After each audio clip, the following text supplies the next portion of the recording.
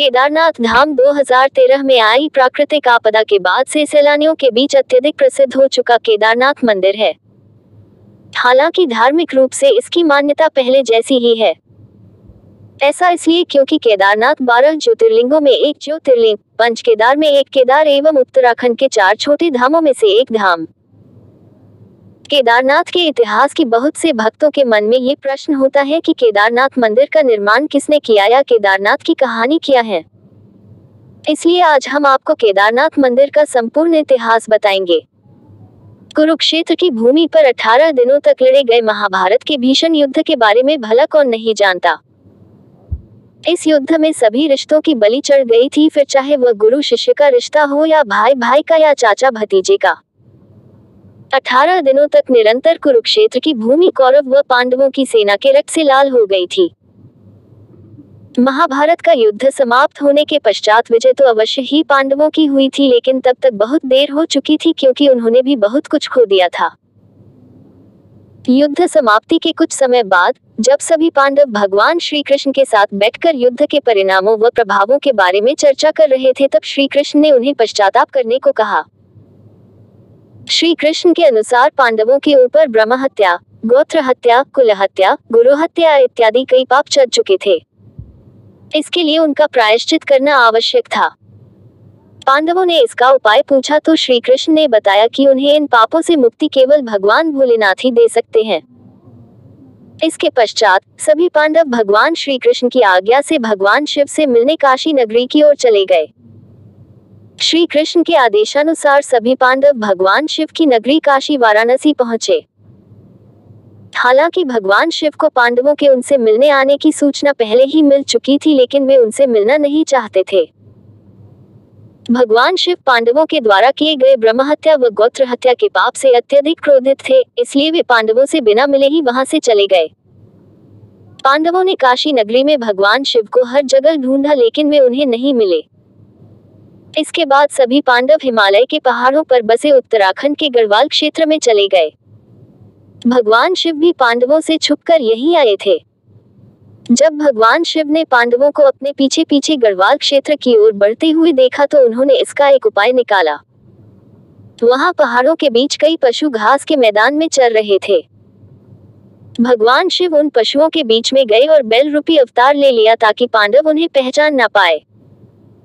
गढ़वाल के पहाड़ों पर भी पांडवों ने भगवान शिव को हर जगह ढूंढा, लेकिन वो उन्हें नहीं मिले। अंत में महाबली भीम को एक उपाय सूझा और उसने अपना शरीर पहाड़ों से भी बड़ा कर लिया। उसने अपना एक पैर एक पहाड़ी पर और दूसरा पैर दूसरी पहाड़ी पर टिकाया और गहनता से महादेव को ढूंढने लगा।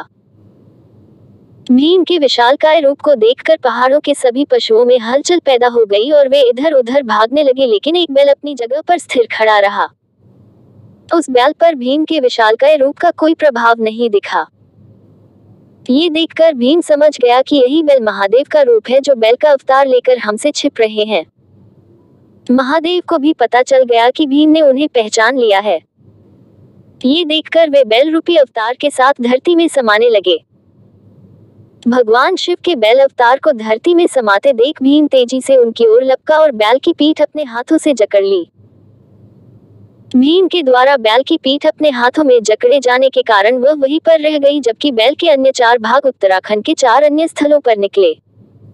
आज उन्हीं स्थलों पर 4 अन्य केदार हैं। इनमें भगवान शिव के बैल रूपी अवतार का मुख रुद्रनाथ में, भुजाएं तुंगनाथ में, नाभि मदमहेश्वर में व जटाएं कल्पेश्वर में प्रकट हुई थी। इन्हीं 5 जगहों को सम्मिलित रूप से पंचकेदार के नाम से जाना जाता है। भीम के द्वारा भगवान शिव के बैल अवतार की पीठ पकड़े जाने के बाद वह वहीं रह गई थी। जब उन्हें बैल के बाकी 4 अन्य स्थानों पर प्रकट होने का ज्ञान हुआ तब उन्होंने शिव की महिमा को समझ लिया। इसके बाद पांडवों के द्वारा ही इन 5 जगहों पर शिवलिंग की स्थापना कर शिव मंदिरों का निर्माण करवाया गया।